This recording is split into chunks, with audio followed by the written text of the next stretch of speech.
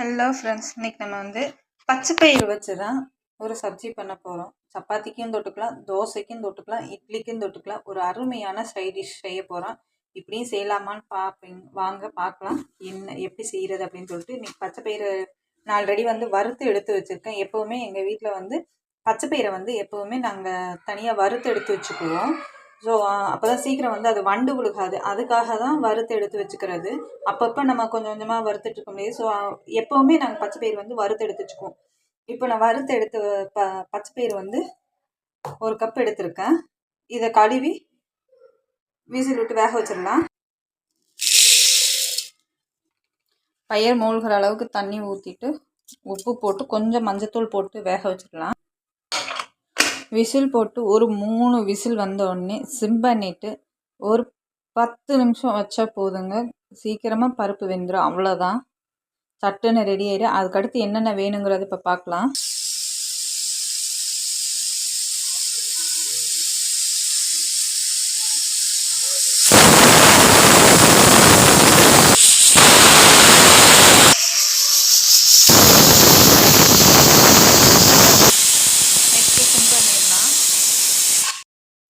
வெங்காயம் 2 வெங்காயம், சின்ன சின்ன வெங்காயம் 2 வெங்காயம் அரிஞ்சு வச்சுருக்கேன். தக்காளி 2 தக்காளி குட்டியாக 2 தக்காளி அரிஞ்சு வச்சுருக்கேன். இஞ்சி பூண்டு பேஸ்ட்டு, அப்புறம் வரமிளகாத்தூள், மிளகாத்தூள், மல்லித்தூள், கரம் மசாலா, கொத்தமல்லி தழை கார்னிஷ்காக. அவ்வளோதாங்க இதோட ஐட்டமே. ஈஸியாக சிம்பிளாக பண்ணிடலாம். வாங்க, குக்கர் இறக்கி வச்சுட்டேன். கொஞ்சம் விசில் ஆறட்டும். விசில் ஆறின பிறகு நம்ம அடுத்த வேலையை நம்ம ஸ்டார்ட் பண்ணலாம். அது உங்களுக்கு சப்பாத்திக்கு மாவு பிசைஞ்சு வச்சுடலாம்.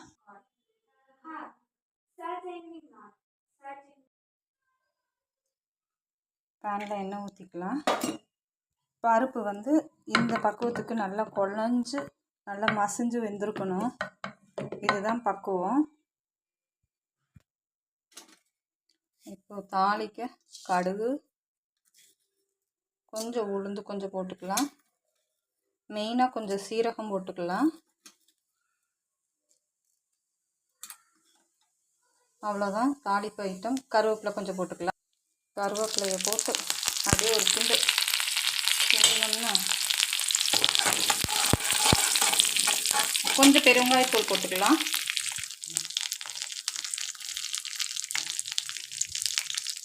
பெருங்காயத்தூள், கடுகு நல்லா வணங்கிருச்சு, நல்லா வெடிக்குது இல்லை. நெக்ஸ்ட் வெங்காயம் தக்காளி போட்டு நல்லா வணக்கி எடுத்துடலாம்.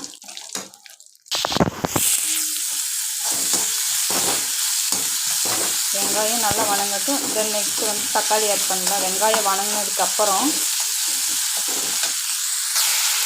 தக்காளியும் ஆட் பண்ணிடலாம். வெங்காயம் வணங்கி வச்சு தக்காளியை ஆட் பண்ணிக்கிடலாம்.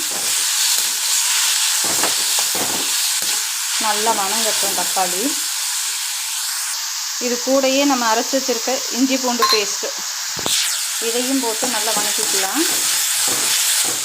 அப்போ தான் அந்த இஞ்சி பூண்டு வாடை போகும்.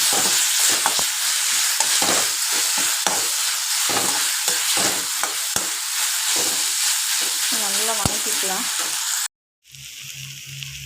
நெக்ஸ்ட்டு இந்த சமயத்தில் நான் கரம் மசாலா தூள், மிளகாய்த்தூள், மல்லித்தூள், குழம்பு மிளகாய்த்தூள் இதை எடுத்து வச்சுருக்கேன். இதை ஆட் பண்ணிக்கிடலாம். மஞ்சத்தூள் ஆல்ரெடி பருப்புலேயே ஆட் பண்ணியிருக்கேன். உங்களுக்கு வேணும்னாலும் எக்ஸ்ட்ரா வேணும்னாலும் நீங்கள் ஆட் பண்ணிக்கிடலாம். நல்லா ஒரு 2 நிமிஷம் நல்லா கிளறிக்கலாம். இந்த பச்சை ஸ்மெல் போகணும். பச்சை வாடை போகிற வரைக்கும் நல்லா கிளறிட்டு நீங்கள் பருப்பு வச்சுருக்க இல்லையா, பருப்பை தூக்கி இப்போ அடுப்பில் வச்சிடலாம். இப்போ நம்ம மசாலா ரெடி ஆயிடுச்சு. நல்லா எண்ணெய் பிரிஞ்சு வருது.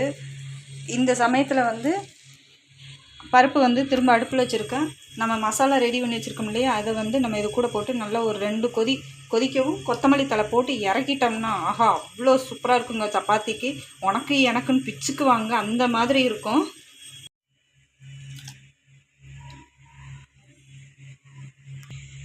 கொத்தமல்லி இலையை தூவியாச்சு. பருப்பும் நல்லா கொதிக்குது. நீங்கள் உப்பு உங்களுக்கு எவ்வளோ தேவையோ உப்பு டேஸ்ட் பார்த்து போட்டுக்கோங்க. உப்பும் காரமும் நான் என்னோடய காரத்துக்கு தகுந்த மாதிரி காரம் உப்பு சேர்த்துருக்கேன். உங்களுக்கு என்னோடய வீடியோ பிடிச்சிருந்தா கண்டிப்பாக லைக் பண்ணுங்கள், சப்ஸ்கிரைப் பண்ணுங்கள், மறக்காமல் கமெண்ட் பண்ணுங்கள் எப்படி இருந்தது அப்படின்னு சொல்லிட்டு. தேங்க்யூ ஃபார் வாட்சிங். ரெடி.